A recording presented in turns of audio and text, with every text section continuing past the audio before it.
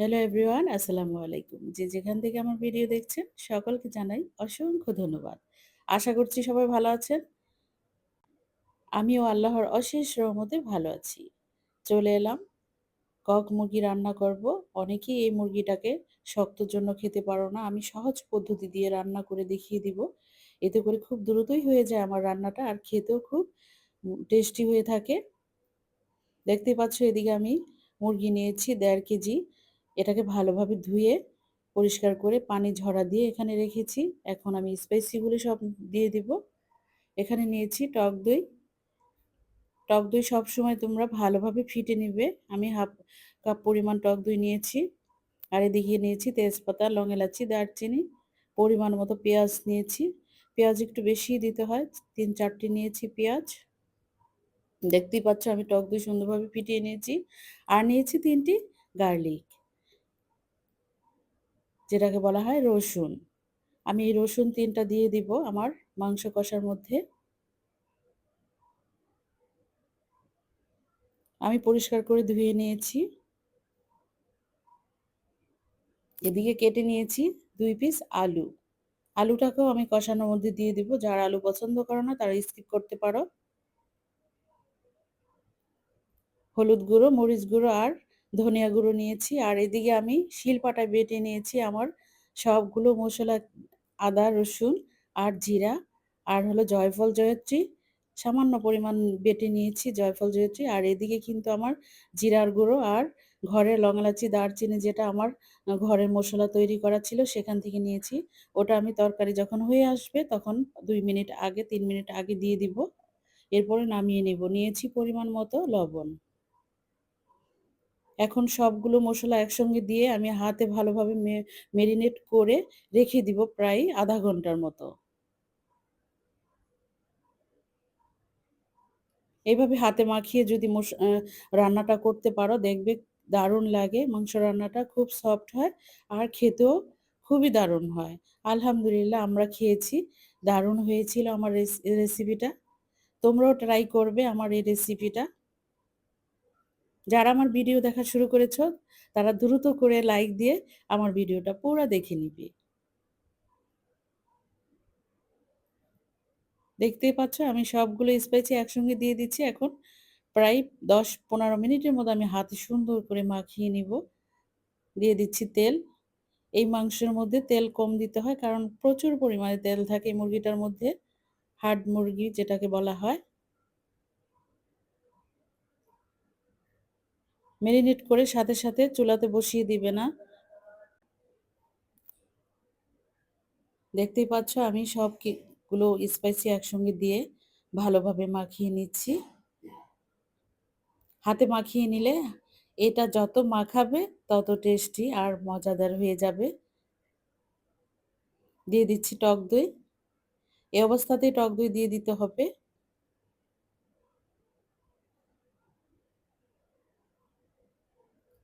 তুমি যদি চাও 1 চামচ দিবে, 1 চামচ দিলেই হবে টক দই। আমি এখানে একটু পরিমাণে বেশি দিয়েছি, আমার তো মাংস বেশি ছিল তাই। আমার ম্যারিনেট করা হয়ে গিয়েছে। আমি এখন এখানে ঢেকে রেখে দিব প্রায় 15 মিনিটের মতো।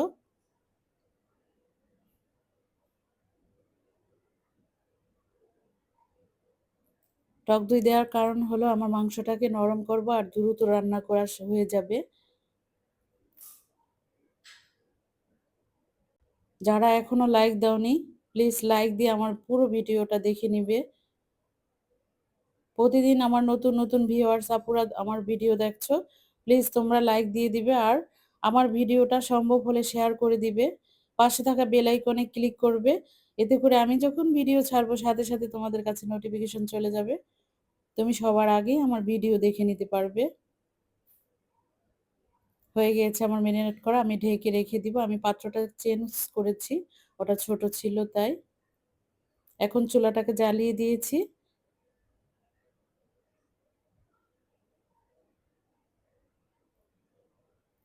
চলে আসলাম 2 মিনিট পরে। এখন একটু নাড়াচাড়া করে দিব।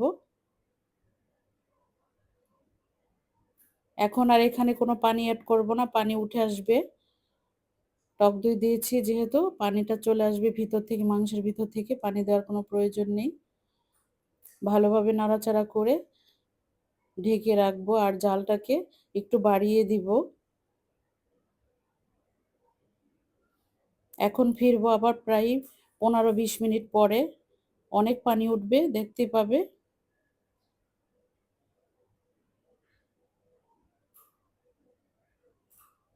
ফিরলাম 15 মিনিট পরে। জালটাকে বাড়িয়ে দিয়েছি। এরপরও দেখতেই পাচ্ছ কতটা পানি চলে এসেছে মাংসের ভিতর থেকে। এরপরও যখন আমার কষানো হয়ে যাবে আমি মাংসের মধ্যে গরম পানি এড করে দিব। এটাতে গরম পানি দিতে হবে অবশ্যই। তোমরা গরম পানি স্কিপ করো না, গরম পানি দিয়ে দিবে। এতে কিন্তু মাংসের স্বাদ বাড়িয়ে দেয় গরম পানি ব্যবহার করলে, আর দ্রুত হয়ে যায়। আমি মাংসটাকে ভালোভাবে কষিয়ে নিব, এই পানিটাকে সমস্ত শুকিয়ে নিব।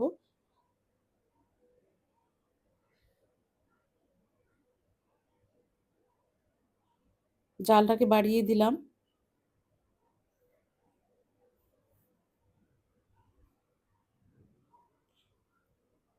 যারা এই হাড় মুরগি পছন্দ করো না, এভাবে রান্না করে খেয়ে দেখো, তোমাদের কাছে দারুণ লাগবে। আলহামদুলিল্লাহ আমাদের কাছে খুব ভালো লেগেছে।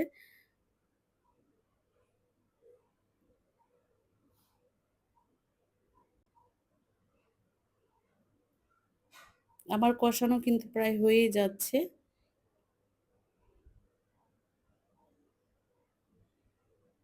আবার কিছুক্ষণ ঢাকা দিয়ে রেখে দিলাম। খেয়াল রাখবে নিচ থেকে যাতে না লেগে যায়।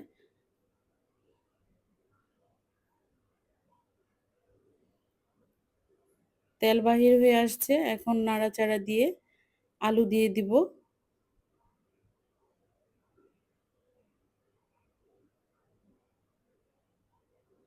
আমার ভালোবাসার আপু এবং ভাইয়া, তোমরা আমাকে যেভাবে সাপোর্ট করছো সবসময় আমাকে এভাবে সাপোর্ট করে যাবে প্লিজ। তোমাদের কাছে আমি অনুরোধ করছি আমার ভিডিওটা দেখে লাইক, কমেন্ট, সাবস্ক্রাইব করতে ভুলো না প্লিজ। আলু দিয়েছি, এখন ভালোভাবে নাড়াচাড়া দিয়ে দিচ্ছি।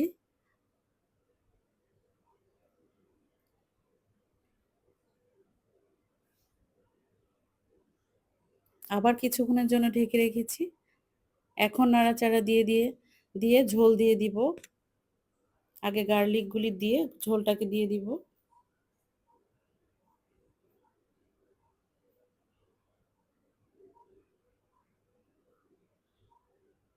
আমার ভালোবাসার আপুদের জন্য আমার এই রেসিপিটা।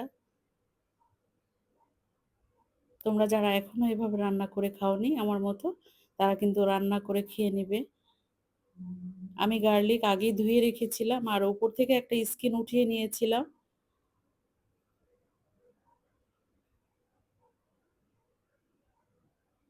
গার্লিক কিন্তু স্বাস্থ্যের পক্ষে খুবই ভালো। এই তো গরম পানি এড করে দিচ্ছি।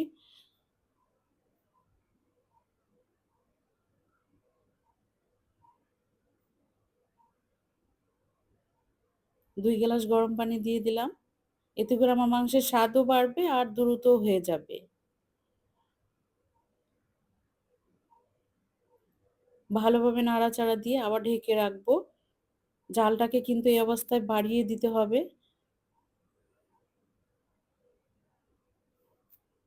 দ্রুত ঝোলটা টেনে যাবে। আমার কিন্তু মাংস প্রায় হয়ে আসছে, নরম হয়ে গিয়েছে আমি দেখতে পেয়েছি।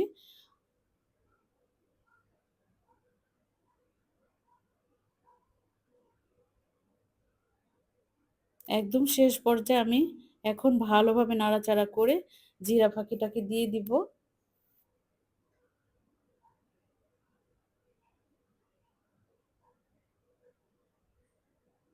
আলু প্রায় সিদ্ধ হয়ে গিয়েছে কষানোর মধ্যেই। আলতো হাতে নেড়েছি আলুটা যাতে না গলে যায়, আমি এদিকেও লক্ষ্য রেখেছি। এই তো দিয়ে দিচ্ছি আমার হাতে করা গরম গরম মশলাটা। আমি নিজে করেছি, আমার মশলার রেসিপি আছে, তোমরা দেখে নিতে পারো।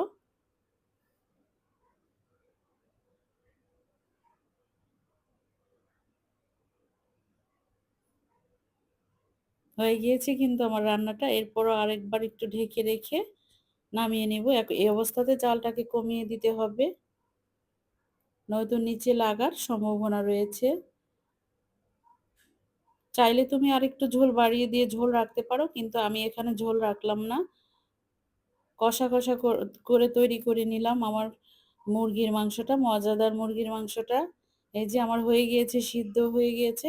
আর এত সুন্দর হয়েছে মাংসটা, কি বলবো! তোমরা যখন রান্না করবে দেখতে পারবে যে টক দই দিলে যে কতটা সুন্দর হয় এই মাংসটা রান্না করলে। আর যদি দিয়ে দাও গার্লিক, আলহামদুলিল্লাহ, আলহামদুলিল্লাহ ভীষণ মজাদার হয়েছিল। আমি খেয়ে পরে ভয়েস দিলাম। দেখতেই পাচ্ছ আমার রান্না শেষ। আমি চুলাটাকে বন্ধ করে দিয়েছি।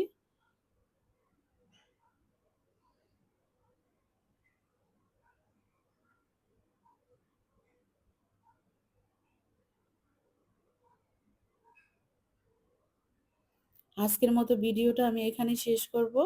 ফিরবো অন্য কোনো রেসিপি নিয়ে। এ পর্যন্ত তোমরা ভালো থাকো। আল্লাহ হাফেজ।